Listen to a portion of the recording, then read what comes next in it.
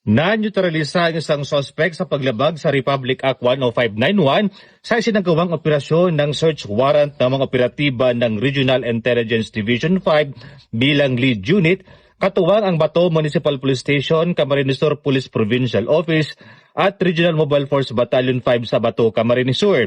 Isinagawa ng pinagsanib na puwersa ang pagpapatupad ng isang legal na search warrant para sa paglabag sa Republic Act 10591 o ang Comprehensive Firearms and Ammunition Regulation Act nang tumanggi ang sospek na papasukin ang mga otoridad at sa halip ay nagpapatok ng baril laban sa papalapit ng mga alagad ng batas. Dahil sa agarang banta sa kanilang buhay, napilitan ang mga operatiba na gumamit ng kinakailangan at naayon na puwersa na humantong sa armadong engkwentro. Sa palitan ng putok, tinamaan ng bala ang sospek sa itaas na bahagi ng kanyang katawan na naging sanhi ng kanyang pagkakaneutralisa. Na-recover sa pinangyarihan ang isang unit ng kalibre 45 na baril na pinaniniwala ang ginamit ng sospek sa naturang engkwentro.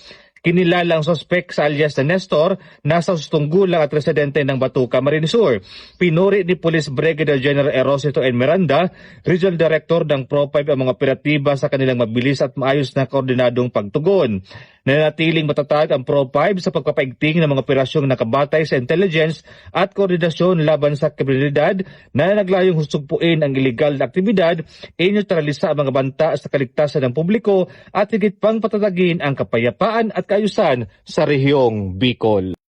Mula dito sa Legazpi City, Albay, ako po si Police Staff Sergeant Mark Polito P. Lovendino Jr.